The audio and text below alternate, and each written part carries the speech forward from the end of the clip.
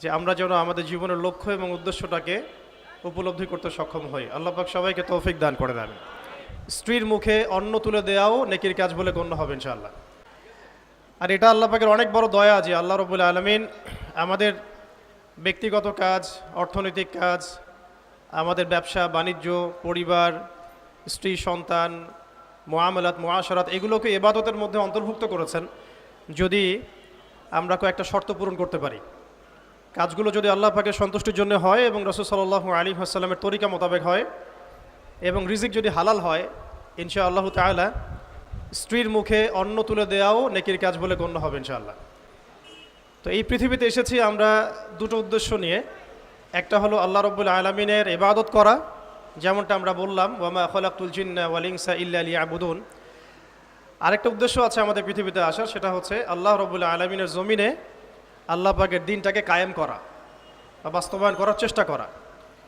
এই ব্যাপারে আল্লাহ পাক আমাদেরকে স্পষ্ট আদেশ দিয়েছেন। সূরা আল ইমরানেও বলেছেন কুনতুম খায়রা উম্মাহ উখরিজাত লিন-নাস তা'মুরুনা বিল মা'রুফ ওয়া তানহাউনা 'আনিল মুনকার ওয়া তু'মিনুনা বিল্লাহ। ঠিক একইভাবে আল্লাহ রাব্বুল আলামিন সূরা মুহাম্মাদের মধ্যেও বলেছেন ইন তানসুরুল্লাহা ইয়ানসুরকুম ওয়া ইউসাব্বিত আকদামাকুম।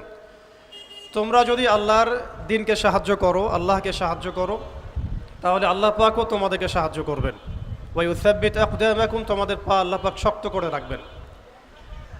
আর ওয়া ইন তাতাওয়াল্লাউ ইয়াস্তাবদিল কওমান গায়রাকুম, আর তোমরা যদি মুখ ফিরিয়ে নাও, পৃষ্ঠ প্রদর্শন করো, তাহলে জেনে রেখো আল্লাহ পাক অন্য কওমকে তোমাদের স্থলাভিষিক্ত করবেন এবং তারা তোমাদের মতো হবে না। এই আয়াতগুলো থেকে আমরা বুঝতে পারছি যে আল্লাহ রাব্বুল আলামিনের জমিনে তার দ্বীন কায়েম করা, তার দ্বীনের সহযোগী হওয়া, দ্বীন ইকামতে দ্বীনের কাজ করা, দ্বীন প্রতিষ্ঠার জন্য কাজ করা, এইটা আমাদের পৃথিবীতে আসার অন্যতম একটা উদ্দেশ্য। তাই আমি তরুণ ভাইদেরকে হৃদয়ের অন্তঃস্থল থেকে অনুরোধ করব, জীবনের উদ্দেশ্য সম্পর্কে আমরা সচেতন হই। আমরা পৃথিবীতে শুধু খেলতামাশা করতে আসি নাই, সময় নষ্ট করতে আসি নাই, শুধু চাকরির পিছনে ছুটতে আসি নাই, ব্যবসার পিছনে ছুটতে আসি নাই। আমাদের এই পৃথিবীতে আসার একটা উদ্দেশ্য আছে, একটা মোটিভ আছে, সেটা হলো নিজে আল্লাহর ইবাদত করব এবং আল্লাহর দ্বীন এর তাবলীগ, দাওয়াত এবং জিহাদে অংশ নিব, যাতে করে আল্লাহর জমিনে আল্লাহর দ্বীন কায়েম হয়। আল্লাহ পাক আমাদের সবাইকে মকবুল কাফেলায় শামিল করেন, আমিন। দ্বিতীয় যে বিষয়টি আমি বলতে চাই সেটা হলো এই যে মহান একটা মিশন নিয়ে আমরা পৃথিবীতে এসেছি, এটাকে বাস্তবায়ন করতে হলে আমাদেরকে ইলম অর্জন করতে হবে। ইলম অর্জন না করে যদি আমরা কোনো কাজ করতে যাই, সেখানে উপকারের জায়গায় ক্ষতি বেশি হতে পারে। এবং দ্বীনের ইলম একা একা হাসিল করা যায় না, অবশ্যই বরেণ্য এবং মুহাক্কিক উলামায়ে কেরামের সোহবত জরুরি। এই বিষয়টা আমরা অনেকে বুঝতে পারি, অনেকে পারি না। খাস করে যারা জেনারেল ব্যাকগ্রাউন্ড থেকে আমরা উঠে আসছি, অনেকে দেখা যায় দ্বীন আমরা শিখতে চাই ঠিকই, লেখাপড়াও করি, বই পুস্তক পড়ি, অনেকে আরবিও ভালো বলতে পারেন, কিন্তু উলামায়ে কেরামদের সোহবত এবং সান্নিধ্য নেই। এই বিষয়টা এতটা ক্ষতিগ্রস্ত, এতটা ক্ষতির কারণ যে নেক্সট স্রোতে মানুষ ধোঁকা খেতে পারে।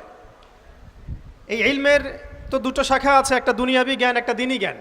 তো দুনিয়াবি জ্ঞানের জন্যে এই বিষয়টাকে আমি শর্ত বলে মনে করছি না, কিন্তু দ্বীনি ইলম অর্জনের জন্য অবশ্যই একজন বরেণ্য মুহাক্কিক উলামায়ে কেরামের সোহবত অবশ্যই জরুরি। এবং দ্বীনি ইলমের বিষয়টা শুধু কিতাবের মধ্যেই সীমাবদ্ধ নয়। কিতাব আমাকে একটা ক্লাসিক্যাল আলেম হওয়ার পর্যায়ে পর্যন্ত নিয়ে যায় ঠিকই, কিন্তু আল্লাহকে চিনতে হলে, আল্লাহকে পেতে হলে, আল্লাহর মারেফত হাসিল করতে হলে একটা আধ্যাত্মিক জ্ঞানের প্রয়োজন আছে। এই জ্ঞানটা আপনি কিতাবের মধ্যে পাবেন না। এটাকে হাসিল করতে হলে অবশ্যই আল্লাহওয়ালা বুজুর্গ মানুষদের সোহবতে আসতে হবে। ঠিক যেমন নবী মুসা আলাইহিস সালামকে আল্লাহ রাব্বুল আলামিন বলেছিলেন তোমার চেয়েও জ্ঞানী মানুষ পৃথিবীতে আছে। এবং সূরা কাহাফে বিস্তারিত ঘটনা আছে, এতটা বলার সময় এখানে নাই, আপনারা পড়ে নিতে পারবেন। মুসা আলাইহিস সালাম যুগ যুগ সফর করেছেন সেই ব্যক্তিকে পাওয়ার জন্যে যাকে আল্লাহ রাব্বুল আলামিন তার পক্ষ থেকে খাস করে জ্ঞান দিয়েছেন। সেই ব্যক্তির নাম খিদর আলাইহিস সালাম। তিনি এমনভাবে এমন কিছু দেখছেন খিদর আলাইহিস সালাম যেটা মুসা আলাইহিস সালাম বুঝতে পারছেন না।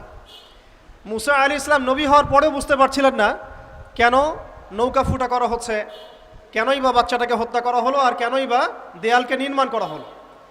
খিদর আলাইহিস সালামকে আল্লাহ রাব্বুল আলামিন এমন আধ্যাত্মিক জ্ঞান দিয়েছিলেন, আল্লাহর মারেফত দিয়েছেন, তিনি এমন কিছু দেখতে পাচ্ছেন দূর পর্যন্ত যেটা মুসা আলাইহিস সালাম বুঝতে পারছেন না। হাদিসের মধ্যে তো এটাও এসেছে সেদিন যদি মুসা আলাইহিস সালাম এত প্রশ্ন না করতেন তাহলে হয়তো আরও অনেক জ্ঞান জানা যেত, কামা ক্বালা আলাইহিস সালাম। এই কারণে আমি তরুণ প্রজন্মকে নসিহত করতে চাই, দিনই ইলম অর্জন করছি মাশাআল্লাহ, বই পুস্তক পড়ছি, অনেকে অনেক প্রতিষ্ঠানেও পড়ছেন, তবে অবশ্যই মাথার উপরে মুরব্বী ওলামায়ে কেরামদেরকে রাখতে হবে। এটা ব্যতীত যদি আমরা দিনের কাজ করতে চাই, কথা বলতে চাই, বা দিনের কোনো দাওয়াত তাবলিগ বা জিহাদের বিষয়ে আমরা ফিকির করি, সেখানে আমরা নিজেরাও বিভ্রান্ত হতে পারি, মানুষকে বিভ্রান্ত করতে পারি। তাই এটা হচ্ছে আমার দ্বিতীয় নসিহা আমাদের তরুণ ভাইদের প্রতি। আল্লাহ পাক আমরা সবাইকে বরেণ্য ওলামায়ে কেরামদের সোহবত নসিব করেন, আমিন। আরেকটা বিষয় এখানে আমি নিজে থেকে অ্যাড করতে চাই, সেটা হলো যে আমরা এখন অনেকেই অনলাইন কেন্দ্রিক চিন্তাভাবনা করি, অনলাইনে কে কত ভাইরাল, কার কত ভিউজ বেশি হয়, হ্যাঁ, কার ফ্যান ফলোয়ার্স কত বেশি, এগুলো আমাদের কাছে এখন হকের মানদণ্ড হয়ে গেছে আর কি, অনেকের কাছে, সবার কাছে নয়। তো এটা একটা মুসিবত, এটা খাসারা। মনে রাখবেন, বরেণ্য ওলামায়ে কেরাম এবং আল্লাহর ওলিগণ নিজেদেরকে এত জাহির করেন না, তারা নিজেদেরকে লুকিয়ে রাখতে চান, তারা ইজহার করা পছন্দ করেন না, তারা হক এবং বাতিলের মধ্যে মিশ্রণ ঘটান না, তারা হক এবং বাতিলকে স্পষ্ট করে দেন। তারা পৃথিবীতে মাজলুম হন, নিভৃতচারী হন, তাদের অবস্থা তো এমন হয় যে তারা দিনের বেলার ঘোড়সাওয়া, রাতের বেলার দরবেশ। তো এই ব্যাপারে ইমাম মালিক রহমতুল্লাহ আলাইহির একটা কওল আছে, জ্ঞান কারো কাছে আসে না, জ্ঞানের কাছে যেতে হয়। তাই আমাদেরকেও সেই রকম বুজুর্গ আলেমকে খুঁজে বের করতে হবে।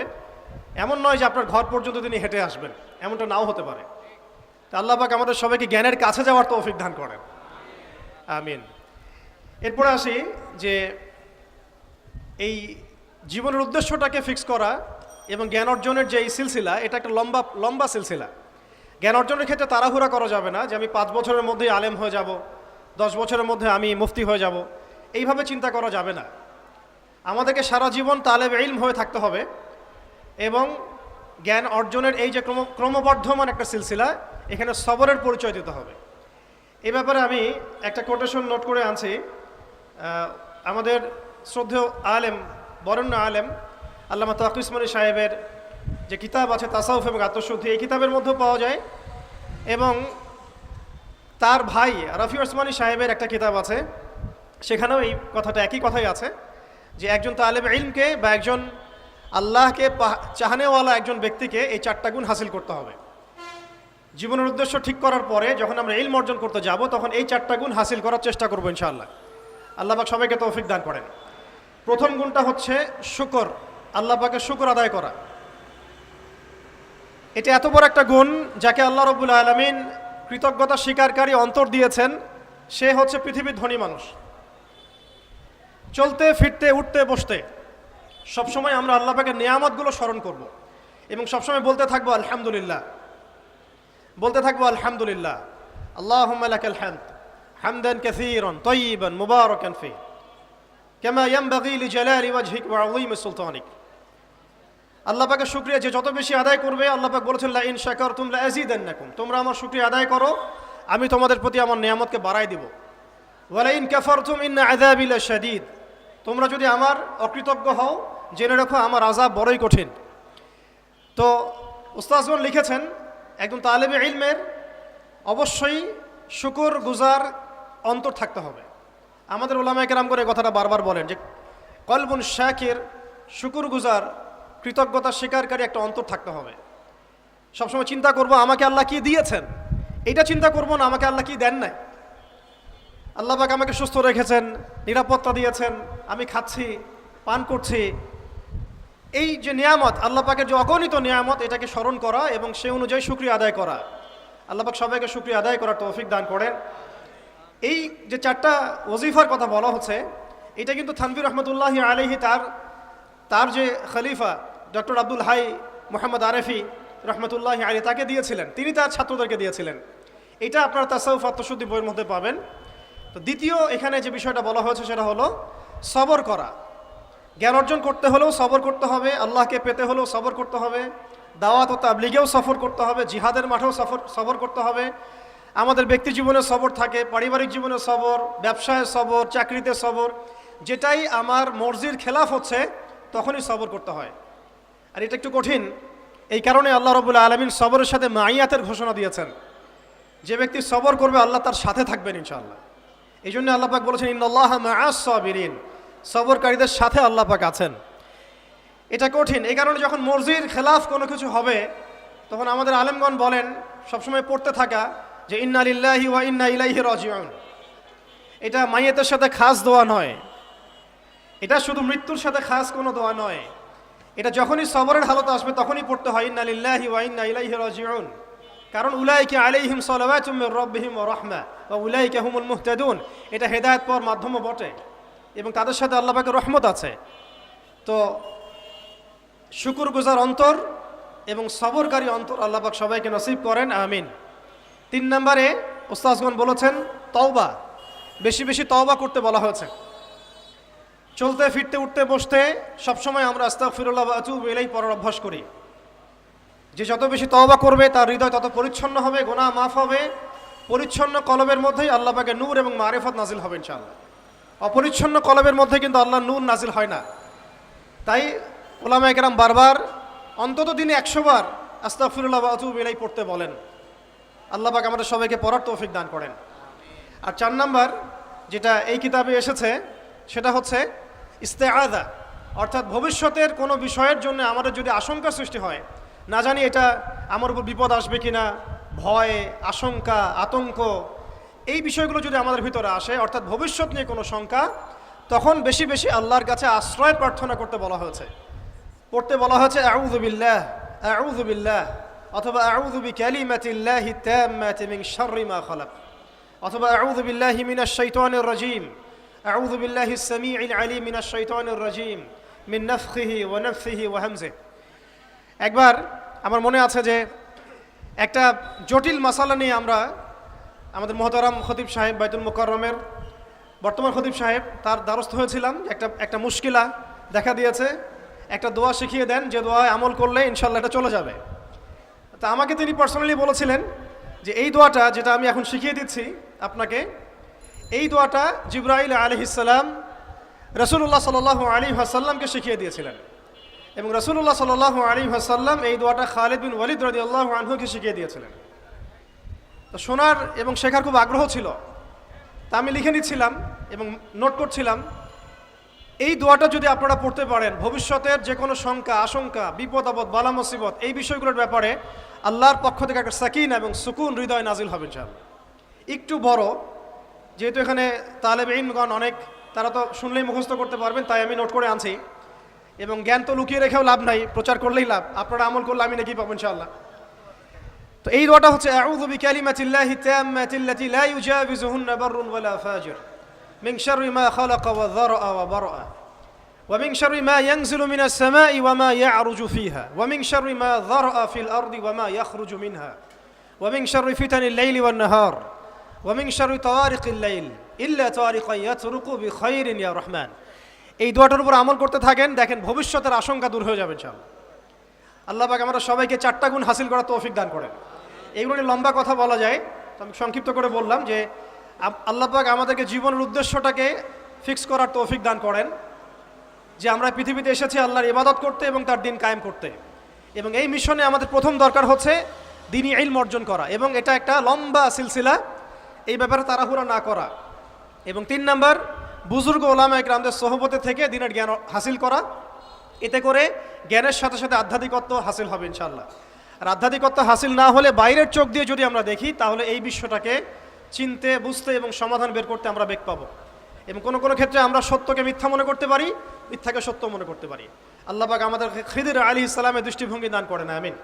আর 4 নাম্বার, প্রত্যেক তালেব ইলমের এবং যারা আল্লাহর পথের সেনানী হতে চান বা হতে চাই, আমরা মুজাহিদ হতে চাই, মুবাল্লিগ হতে চাই, মুহাদ্দিস হতে চাই, বা দ্বীনের পথে আমরা শহীদ হতে চাই, এই তামান্না যাদের আছে তাদেরকে 4টা গুণ হাসিল করতেই হবে। আল্লাহ পাক তৌফিক দান করেন। 1 নাম্বার শুকর, 2 নাম্বার সবর, 3 নাম্বার তাওবা এবং 4 নাম্বার ইস্তেআযা বা আশ্রয় প্রার্থনা। আবার বলছি, 1 নাম্বার শুকর, বেশি বেশি শুকরিয়া আদায় করা, 2 নাম্বার সবর করা, 3 নাম্বার হচ্ছে পূর্বের পাপের জন্য তওবা করা, এবং যখনই পাপ হবে তখনই তওবা করা। ওলামায়ে কেরামগণ বলেন যে সকাল সন্ধ্যায় সাইয়্যিদুল ইস্তিগফার কখনো না ছাড়া, সকাল সন্ধ্যায় সাইয়্যিদুল ইস্তিগফার কোনো অবস্থায় যেন না ছাড়া। এটা নিশ্চয়ই আপনাদের মুখস্থ আছে। আল্লাহুম্মা আনতা রাব্বি লা ইলাহা ইল্লা আনতা খালাকতানি আনা আবদুক ওয়া আনা আলা আহদিকা ওয়া ওয়া'দিক মাস্তাতা'ত আউযু বিকা মিন শাররি মা সানা'ত আবুউ লাকা বিনি'মাতিকা আলাইয়া ওয়া আবুউ বিযানবি ফাগফির লি ফাইন্নাহু লা ইয়াগফিরু যুনুবা ইল্লা আনতা। এই দোয়াটা কখনো না ছাড়া। এবং যখন পূর্বের কোনো পাপের কথা মনে হয় যে এতদিন আগে আমার একটা পাপ হয়ে গিয়েছিল, মনটা একটু খারাপ হতে পারে, চোখে পানি আসতে পারে, ইমিডিয়েটলি পড়তে বলা হচ্ছে আস্তাগফিরুল্লাহ ওয়া আতুবু ইলাইহি, আস্তাগফিরুল্লাহ ওয়া আতুবু ইলাইহি।